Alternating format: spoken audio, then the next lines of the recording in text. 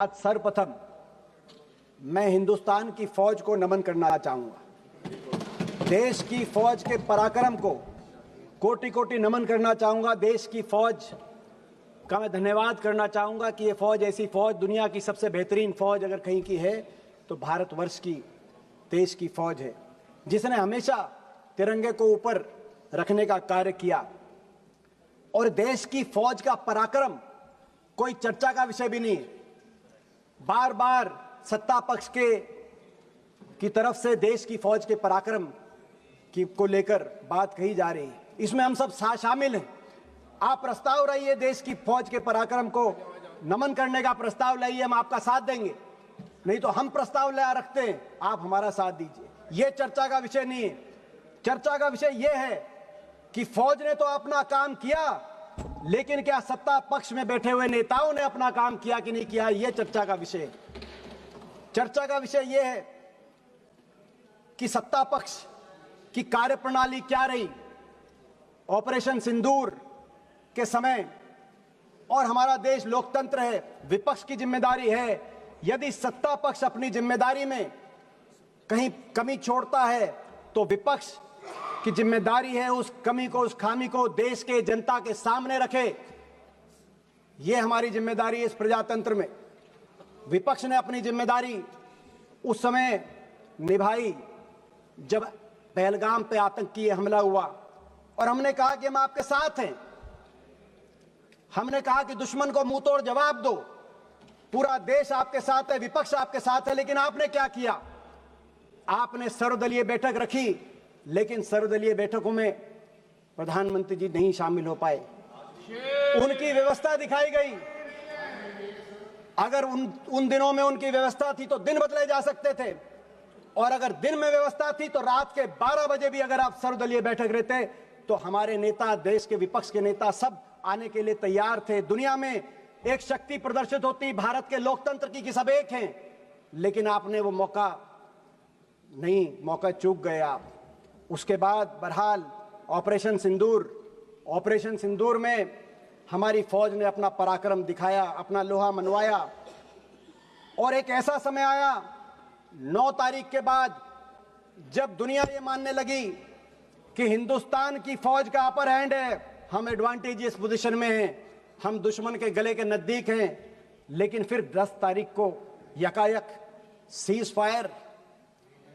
देश की भावना थी कि पाकिस्तान को मुंह तोड़ जवाब दिया जाए, निर्णायक जवाब दिया जाए, जैसा 1971 में पाकिस्तान के 2 टुकड़े करके दिखाया था। हमारी देश की फौज ने तत्कालीन प्रधानमंत्री जी इंदिरा जी के समय पाकिस्तान को ऐसा जवाब दिया जाए। आप बार बार बोलते थे पाकिस्तान ऑक्यूपाइड कश्मीर की बात बोलते थे, अब आगे किस मुंह से आप पाकिस्तान ऑक्यूपाइड कश्मीर की बात रखेंगे देश के सामने?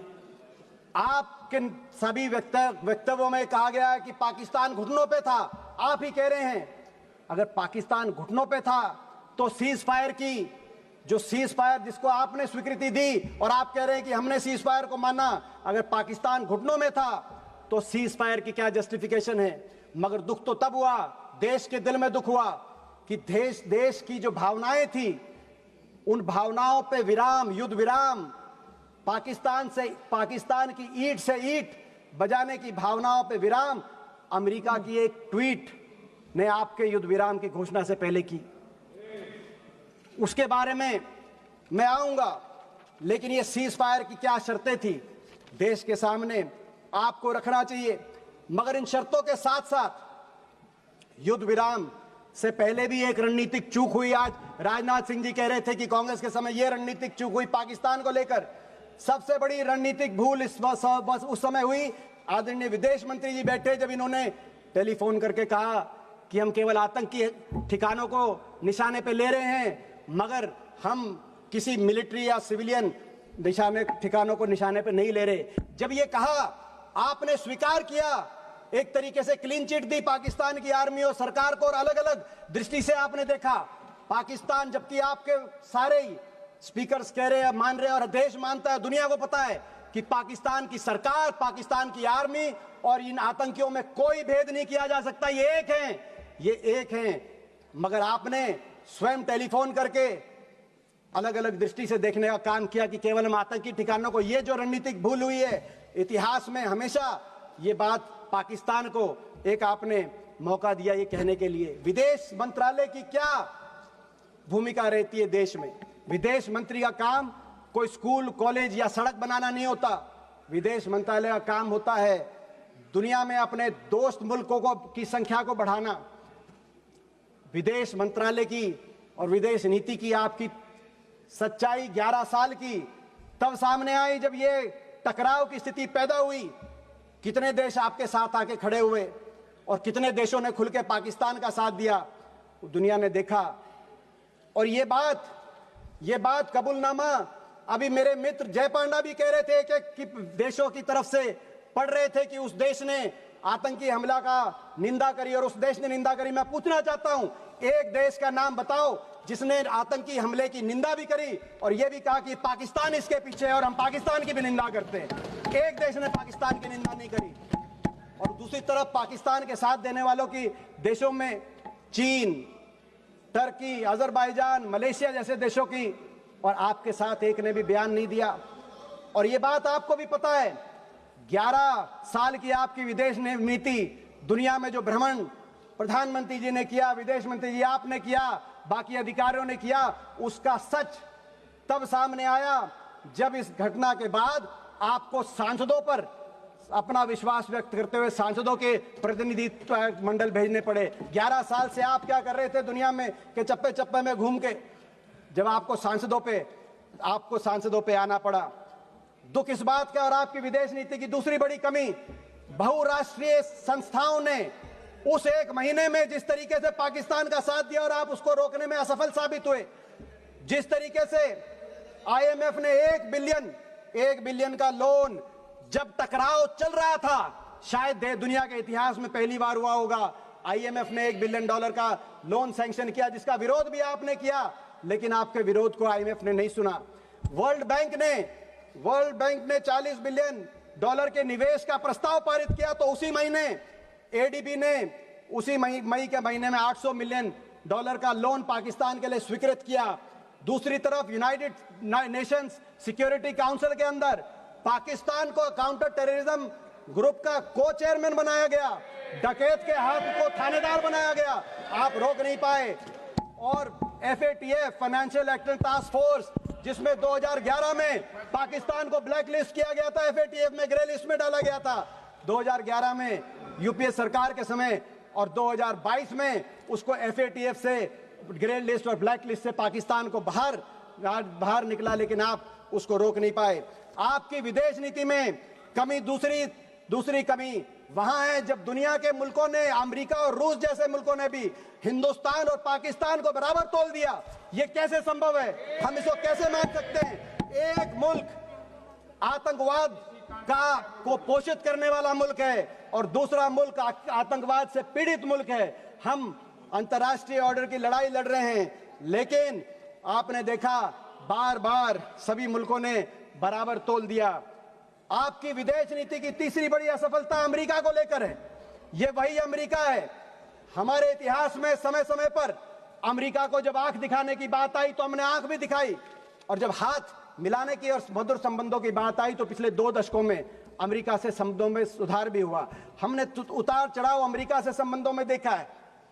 1971 में जब अमेरिका ने आंख दिखाई थी कि आप बांग्लादेश के अंदर अपनी फौज मत भेजिए, तो इंदिरा जी ने मुंह तोड़ जवाब दिया था और बांग्लादेश के अंदर हमारी फौज गई थी। आंख दिखाई हमने।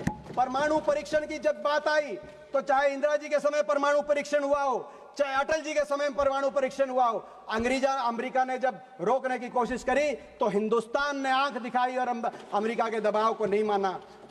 ये वही अमेरिका है। लेकिन जब अमेरिका से हाथ मिलाने की बात आई, सपोर्ट की बात कर रहे थे, सपोर्ट का लेटर्स पढ़ रहे थे जय पांडा भी मौजूद थे जब राष्ट्रपति ओबामा आए थे।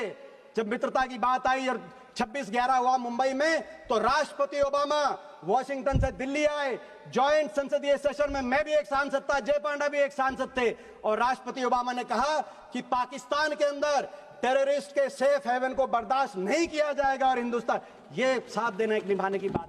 हाथ भी मिलाया और नजर भी, आंख भी मिलाई। मगर अमेरिका आज आपको यही नहीं पता अमेरिका के साथ आप हाथ मिलाना चाहते हो या उनको आंख दिखाना चाहते हो। और अमेरिका के राष्ट्रपति ने 28 बार कहा कि सीज फायर हमने कराया। उससे भी चिंतनीय बात उन्होंने कहा व्यापार के धौंस दे के दिखाया। बात थी आतंकवाद पे वार की, आ गई व्यापार पे। अमेरिका के राष्ट्रपति कह रहे हैं, अमेरिका के राष्ट्रपति ने केवल व्यापार तक नहीं रुके, उन्होंने कहा कि 5 जहाज गिरे, वो केवल जहाज तक भी नहीं रुके। अमेरिका के राष्ट्रपति जी ने कश्मीर का भी नाम लाया कि कश्मीर में अमेरिका की बात हुई है। और दुख की बात यह कश्मीर के मामले में और विदेशी हस्तक्षेप के मामले में, क्योंकि इस बात पर भाजपा का, आरएसएस का भी एक स्टैंड रहा है, क्या आरएसएस की भी विदेश नीति बदल गई है? क्या आरएसएस को भी स्वीकार्य है कि अमेरिका हस्तक्षेप कर रहा है? दुख की बात और है, दुख की बात यह है कि 28 बार अमेरिका के मुखिया ने अपने मुंह से ये बात कही और लगातार कह रहे हैं, लेकिन हमारे देश के मुखिया ने एक बार भी उसका खंडन नहीं किया कि अमेरिका के राष्ट्रपति झूठ बोल रहे हैं, गलत बोल रहे हैं। अमेरिका को भी चुनना होगा, अमेरिका को भी चुनना होगा। अमेरिका को कैसे संबंध चाहिए हिंदुस्तान के साथ? दुनिया की एक शक्ति है हिंदुस्तान, भारतवर्ष को पाकिस्तान से का बराबरी नहीं कर सकता अमेरिका। अमेरिका को भी चुनना होगा। और मैं आपसे भी कहना चाहता हूं, आपको भी रास्ता चुनना होगा, या तो आंख दिखाओ या हाथ मिलाओ, या तो बातचीत करके अमेरिका से संबंध सुधारो और डोनाल्ड को चुप कराओ, डोनाल्ड का मुंह बंद कराओ। नहीं तो हिंदुस्तान में मैकडोनाल्ड को बंद कराओ। अमेरिका को अधिकार नहीं है, दोनों घोड़ों पे सवार होकर चलने का अधिकार नहीं है। आपकी विदेश नीति की तीसरी बड़ी असफलता चीन को लेकर है। मैं याद दिला दूं, जब आसिफ मुनीर अमेरिका के अंदर लंच कर रहे थे, उनको भोजन दिया जा रहा था और वो कह रहे थे कि डोनाल्ड ट्रंप को नोबेल पीस प्राइज दिया जाए। जब वो ये कह रहे थे, उसी दिन इत्तेफाक से उसी दिन चीन के अंदर ट्राइलैटरल बातचीत चल रही थी, चीन, पाकिस्तान और बांग्लादेश की। ये उस दिन ट्राइलैटरल बातचीत चल रही थी चीन को लेकर। बार बार आपको आगाह किया है हमारे नेता राहुल गांधी जी ने, इसी सदन में किया है, लेकिन उनकी बात को आपने हल्के में लिया। और आज आपको आगाह कर रहे, हमारी फौज आगाह कर रही है चीन को लेकर।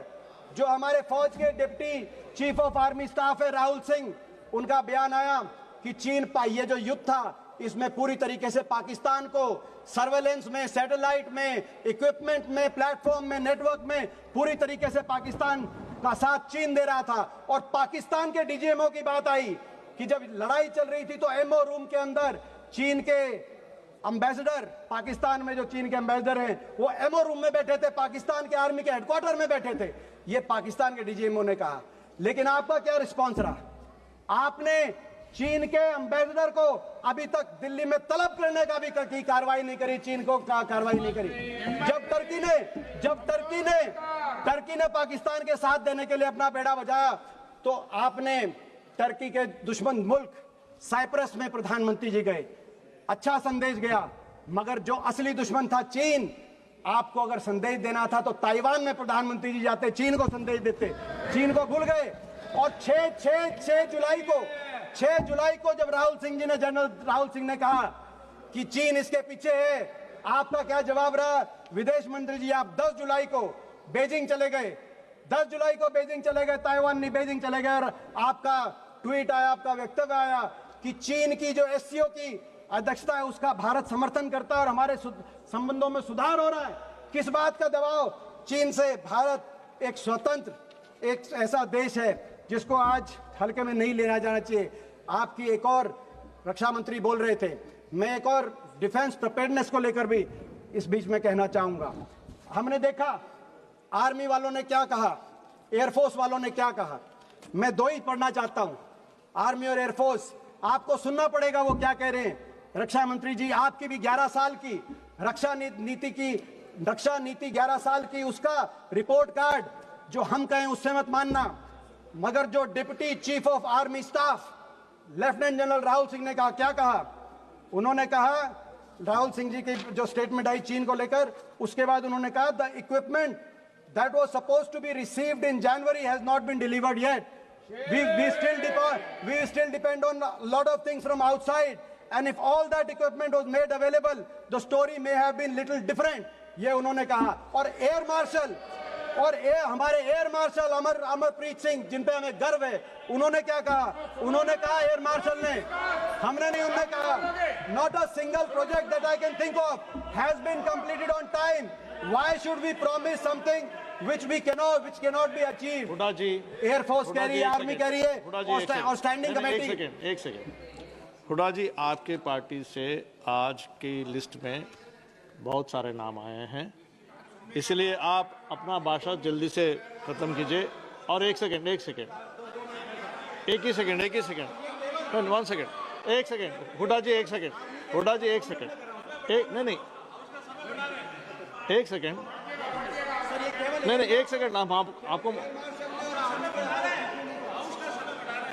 एक सेकेंड, हुड्डा जी एक सेकेंड रुकिए. यदि सभा की सहमति हो तो सभा की कार्यवाही आज रात 12 बजे तक बढ़ा जाएगा.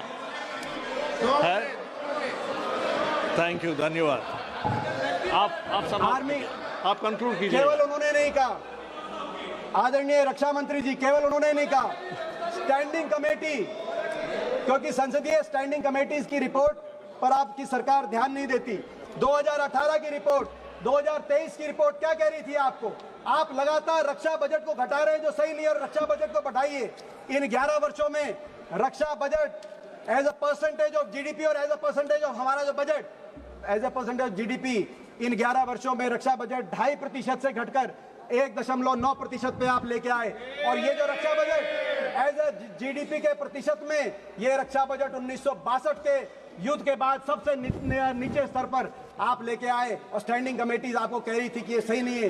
रक्षा बजट आपने कम किया, अग्निवीर जैसी योजनाएं आपने लेके आए, जिसने फौज, देश की फौज पे जिसमें हमें गर्व था, उसका हमारा मानना है कि वो फौज के लिए सही नहीं थी. लेकिन उससे भी एक और दुर्भाग्यपूर्ण बात यह है कि रक्षा बजट में एयर फोर्स मॉडर्नाइजेशन के बजट में भी आपने कटौती करने का काम किया. जो राहुल जी, हमारे नेता, बार बार जिस बात को लेकर आपको आगाह कर रहे हैं, आज हमारे देश में 60 स्क्वाड्रन की जरूरत है. 60 स्क्वाड्रन की, जो एयर मार्शल बोल रहे हैं, 41 स्क्वाड्रन, 41.1 स्क्वाड्रन यूपीए के समय, हमारे समय मंजूर हुए थे 2011 में, मगर धरातल पे केवल 31 स्क्वाड्रन आज एयरफोर्स के हैं. और इन 31 स्क्वाड्रन में से भी कई स्क्वाड्रन ऐसे हैं जिसमें जैगुआर जैसे जहाज हैं. ये वही जैगुआर है जो पिछले 6 महीने में 3 जैगुआर जहाजों का क्रैश हुआ, जिसमें 2 हरियाणा के हमारे पायलट थे, जिनको अपनी शहादत देनी पड़ी. जैगुआर के साथ. सभापति महोदय, आपने इतने महत्वपूर्ण विषय पर बोलने का अवसर दिया. विशेष रूप से आभार व्यक्त करेंगे हमारे पार्टी के राष्ट्रीय अध्यक्ष. Madam, 1 second. अध्यक्ष जी, मेरी यही मांग है कि हमारी आज हमारा सुझाव माने तो ये माने कि हमारी फौज को, हमारी एयरफोर्स को आधुनिकता से लैस किया जाए, बजट को बढ़ाया जाए. जो आज हमारी एयरफोर्स के अंदर जिस तरीके से मजबूती, आज 2 फ्रंट 3 फ्रंट वॉर की बात चल रही है.